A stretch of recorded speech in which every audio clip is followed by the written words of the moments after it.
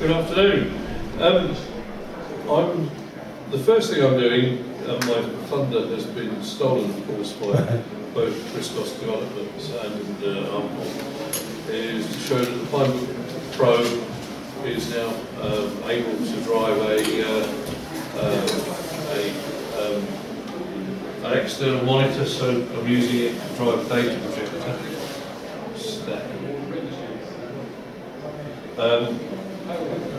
And as you see, it is driving a data projector. It's an excellent machine. The work to do, get RISC working on the PineBook Pro is also making steps towards getting it to work on ROC-based chipset. And there is a sort of Raspberry Pi type board with a ROC chip on it that will in due course appear as another piece of hardware for RISC OS. The other thing that's happened in the last few months is the RISC OS has been tinkered with so that it now works on the Compute Module 4.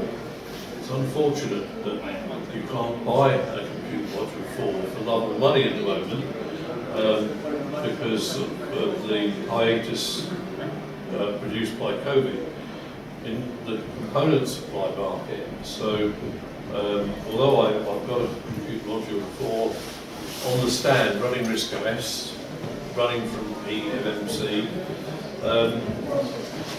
you can't get it. So that's unfortunate. But anyway, this presentation is demonstrating there are two possible ways of getting external video from the PineBook Pro. One of them is using Arcomp's unpowered display link adapter, and there is also a powered display link adapter available for RISC OS bits that also has extra USB sockets and a network socket and USB audio as well as HDMI. So either of them seem to work.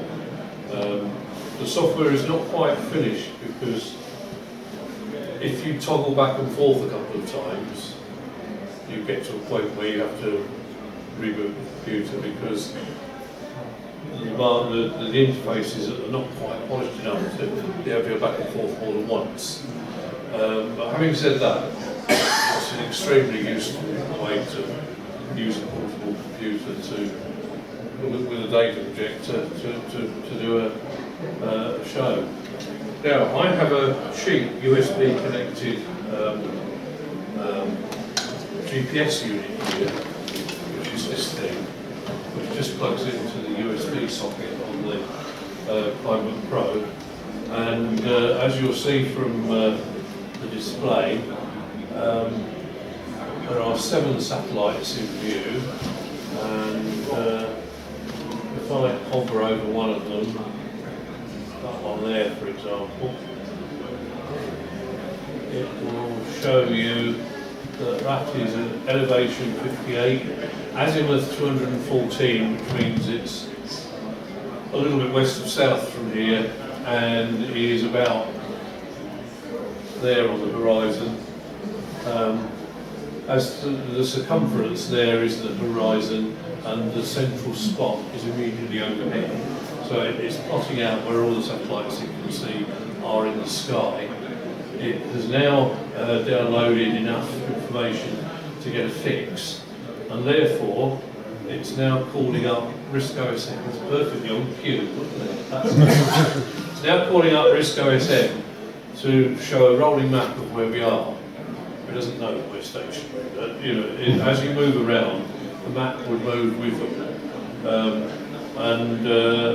Up until now, I've been building little battery-operated portable units. This is the first proper RISC OS portable, and taking it along with one of these devices means you can have a rolling map and you can track your journey or whatever you want to do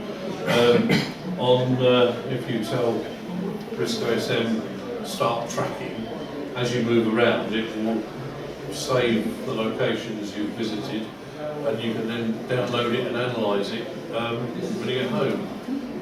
So that's worked quite nicely actually. It wasn't working at all on the stand because I was too far from a window.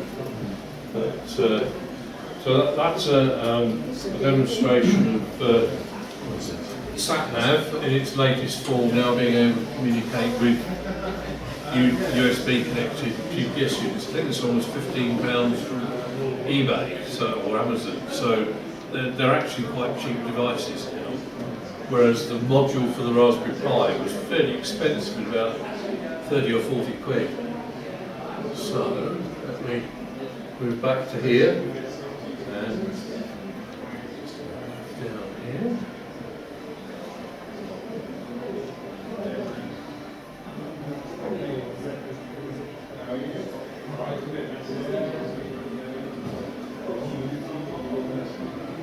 Right, the comparison of hardware. Now, this was quite tricky to do because it's a little bit subjective, but and there isn't any one single computer that ticks all the boxes. So you've got a balance between disk speed and processor speed. So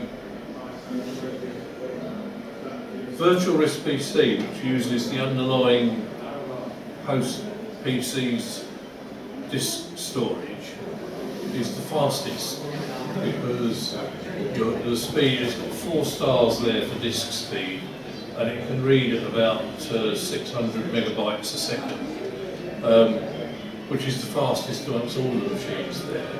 So, but on the other hand, it's emulated, so it's actually terribly slow.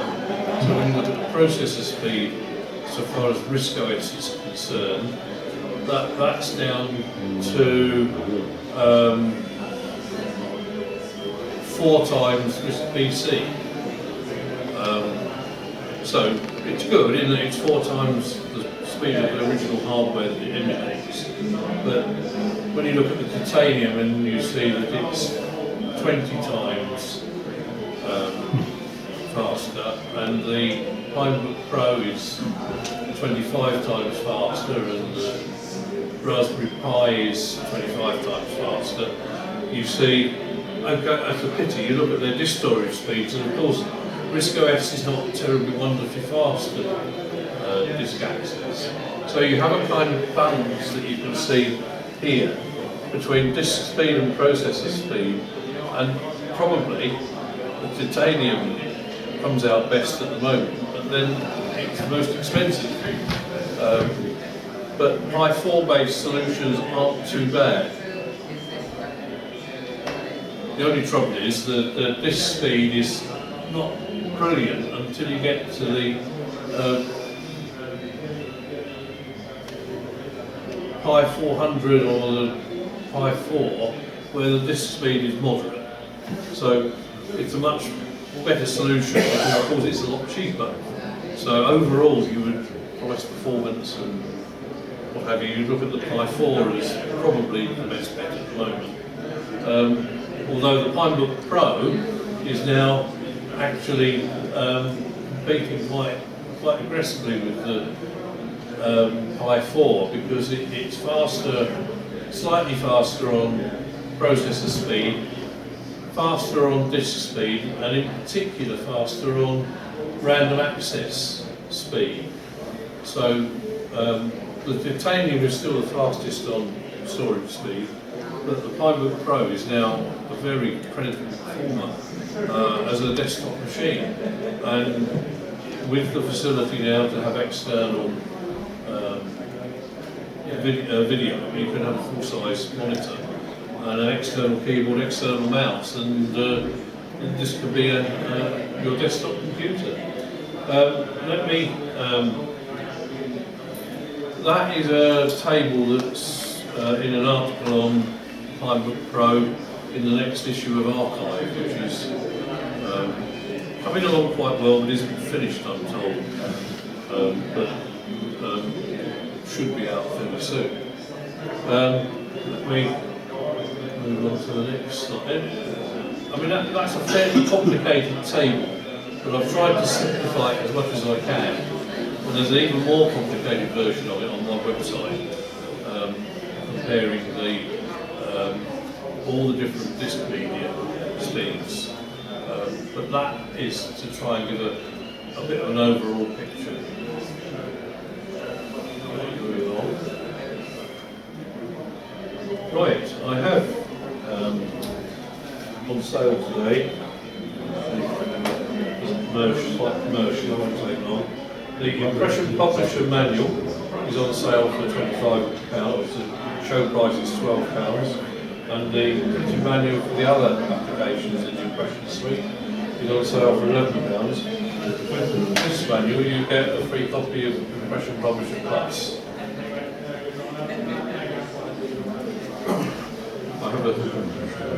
Let me display something else now.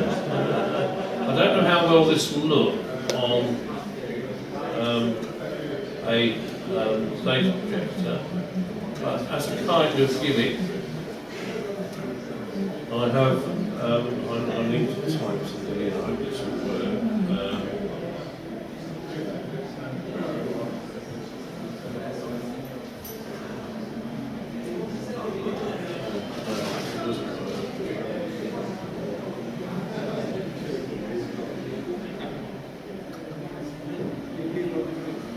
See the idea, it uses two screen banks, and that isn't quite implemented correctly yet on the Bible Pro.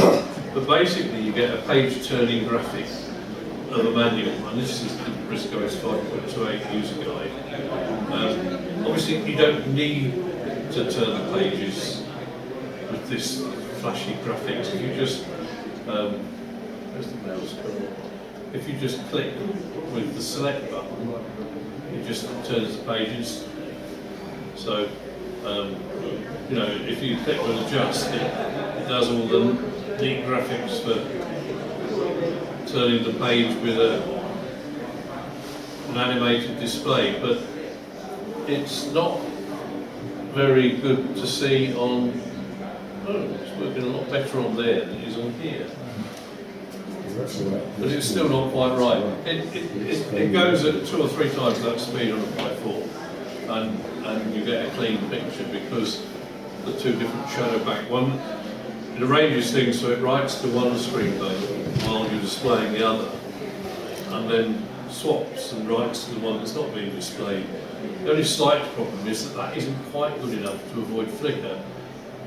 You really need 3 screen banks so that you write to A while B is being displayed, which then flips to C, and then you write to B while C is being displayed and it flips to A, but as the ones that flip are identical, you don't see anything on the screen. I think that's how it works. But that was too complicated for me. But that was a little frivolous demonstration of software I wrote before I realised that the processing that it had to do that was taking so much time that the graphic looks horribly slow and useless. But of course you only find that out when you've finished writing it. So, the other thing I'll show you is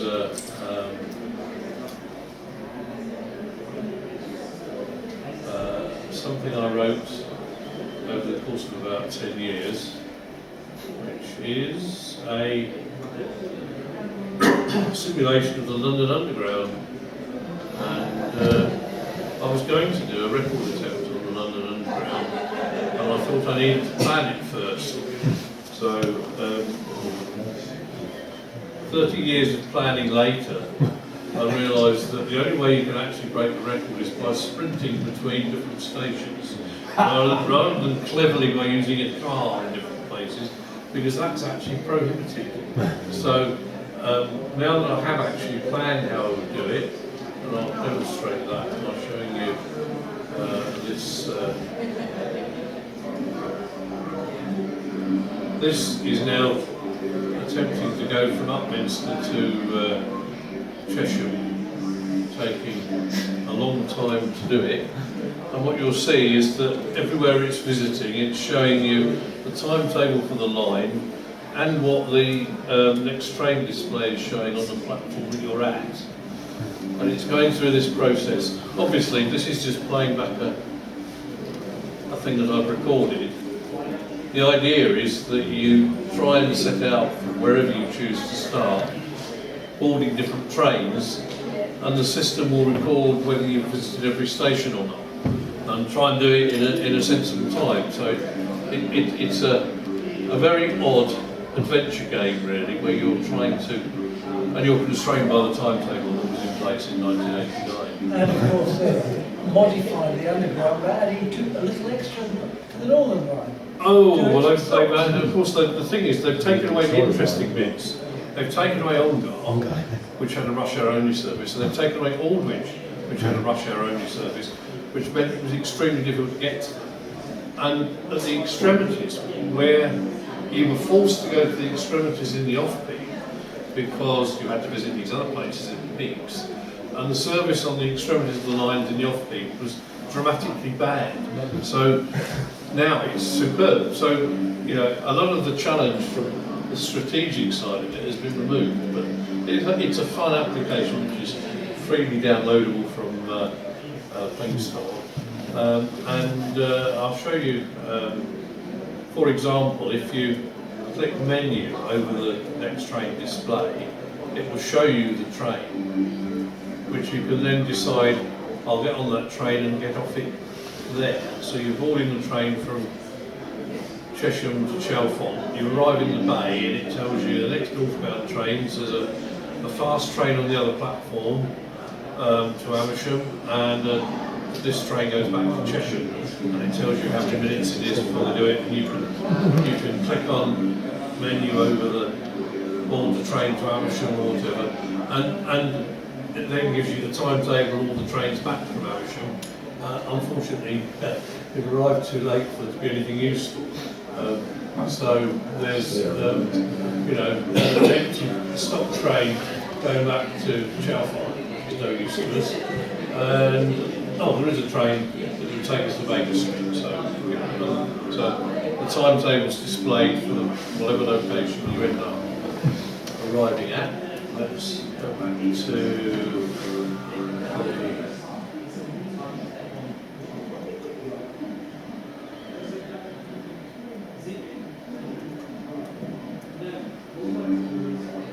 countdown is the other one I shall just briefly show. Countdown is based on the numbers game on the popular TV programme. So if you click over the tiles, and the tiles are shown without you being able to tell which ones they are, and then the tiles you've chosen appear in the boxes, and it plots out a distribution of which target numbers are easy and which ones are difficult. And it does the calculation for that in 1/10 of a second. For all 900 possible targets that might be chosen, it tells you the difficulty spectrum based on the tiles you've chosen. So, for example, a target of 614 can be done in about 125 different ways, and is about midway on the difficulty spectrum. Whereas if you go right to the right-hand side, let's say target 687 can be done in only 35 ways, which is still quite a number. Whereas when you come down to the easy end, you'll see that, you know, a target of 198 can be done in over 1,000 different ways, and it's using that to gauge the difficulty. But if I choose a different selection, tiles, I can do.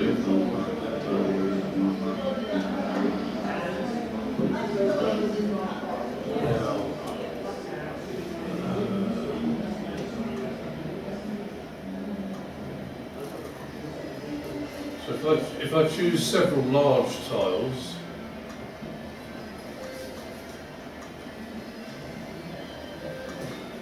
the difficulty spectrum would look rather different. And there's a great chunk of those 900 possible targets that are now impossible, because the only numbers you've got to work with are 5, 5, 25, 50, 75 and 100. And so about a quarter of the 900 targets are impossible, and target 790 can only be done in 2 ways. So, and so if I choose a difficult target,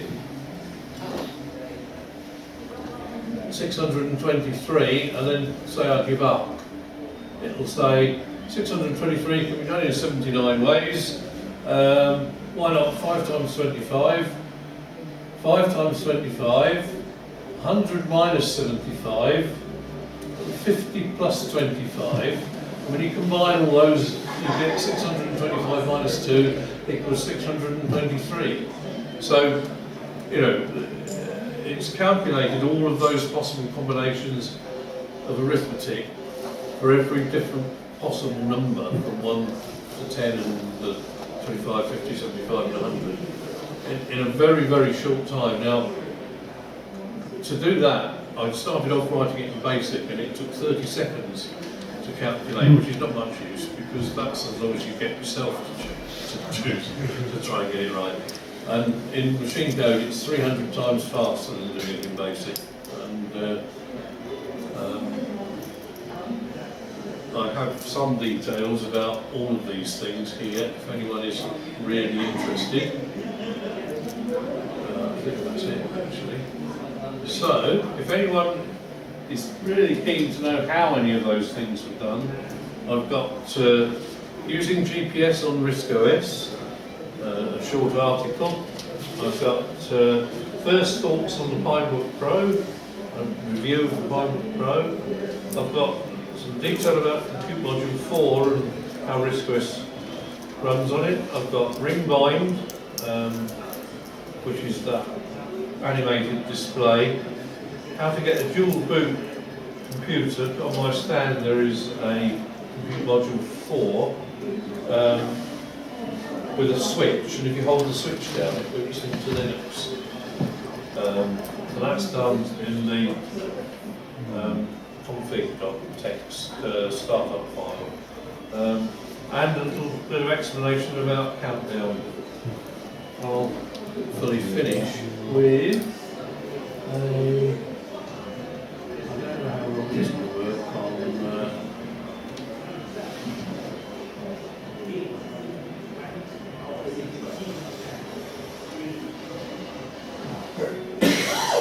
That is something I was asked to write to illustrate the steam locomotive valve gear. So that should show an animated view of Valshark's valve gear, and it's been produced using make draw and the draw module, so that you see how more or less steam is emitted to the cylinders depending on the setting of the reversing lever. That took a bit of doing. Right, I'll finish there and ask any questions. Yeah, what's the record time for going around the tube stations these days? Well, it's interesting you should say that. I think roughly 0600 to 22 something was the record, and they've managed to improve on that, but I don't know by how much. I think it might be that 6 to 22 is 16 hours, isn't it?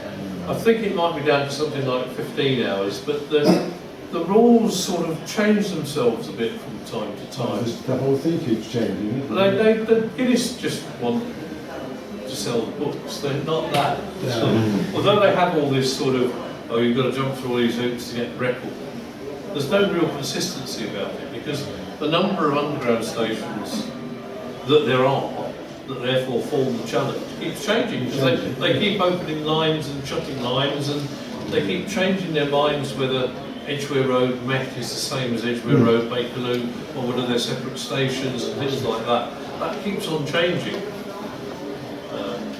Physically, they are different stations. Well, Hammersmith That's- The Met station at Hammersmith's a completely different place to the Met station on the district line. They're across the road, different stations. But then if you do an interchange between them, then they become the same station. So that Yes. it's not like running a mile where basically the rules haven't changed. So it's incredibly difficult to compare over the years because the number of underground stations has changed so much. I mean, the Bakerloo line no longer goes to Watford Junction, it only goes to Harrow. All sorts of things that have changed. I have a friend who claimed to have the record at one point, but in 1970 he devoted his life to it, as I can see. Well, I think the big problem with the underground chums now is that they've ruled out things like cars and taxis, and so the only way to be successful is to sprint between stations, and that's become more important than the strategy element. Yeah, he wasn't using a car or a taxi. Yeah. That seems to be cheating even then, so. Well, I think, yeah, I mean, when you get to Ongar, you think, do I really have to wait here 20 minutes for this train to go back again and all that? And yeah, you're not allowed to do anything else basically, because there's no use in public transport. So, yeah. Any more questions? You said the hardware comparison. I know it's hard to compare, but I wondered what machine you like to use the most. Well, I'm going to have to answer in a strange way here. Right.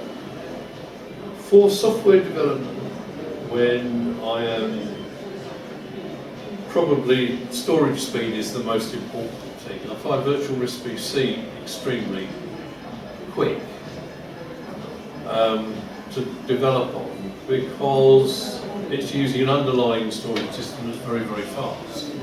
But you're running an emulation. So if you're actually trying to run a program, you're much better off on the titanium. The titanium has its own constraints because it won't drive a display bigger than 2000 by 2000. So I use an ARM X6 with a widescreen 3840 by 1440 monitor for when I want to display something large format. And so a lot of what I do is on the ARM X6 because I produce books by processing files and generating draw files, and the ARM X6 is very good for that. The titanium is more awkwardly set up for me because it uses the same screen for various reasons. I won't complicate it, but it uses the same screen as the ARM X6. But now the Pinebook Pro, of course, the keyboard on the Pinebook Pro is typical of portables. So I haven't started using the Pinebook Pro for very much yet. But I think if I was starting from scratch, the Pinebook Pro would probably get it with an external monitor and external keyboard and external mouse, and I'd pretend it wasn't a portable. The Pi 4 is actually very good. It's just that I haven't got it set up at home as a desktop computer. I've got it set up as a plaything, but it is actually very fast and it is pretty good, and it will provide a range of displays. So, yeah, it's horses for course. It's very difficult to advise because they've all got little bits where they're slightly better than the other. I assume you can't close the Pinebook Pro when you're using the external monitor. Sorry? When you close it. No. You can turn on mine up. No, well you see, unfortunately on mine, the magnet that is supposed to meet up with the Hall effect switch and tell the thing to switch off is misplaced. And so it never knows that the top. So I close the top. So you can close yours? I can close mine because it doesn't know it's closed. Whereas there is a recommended fix which involves either opening the thing up and physically moving it, or trying to move it with an incredibly powerful You don't want to magnet. fix it, that's an ideal thing. That's my complaint. Is if I'm using an external monitor on a laptop, I don't want the blasted laptop shining at me. Yeah, well I am showing off now. Yeah, right. Because it's not right. Because it's got a bug, it works. Because it's got a bug, and it's a well-known bug that most of the batch of Pilot Pros had, that the magnet was misplaced. Yes, it doesn't know that the lid's closed.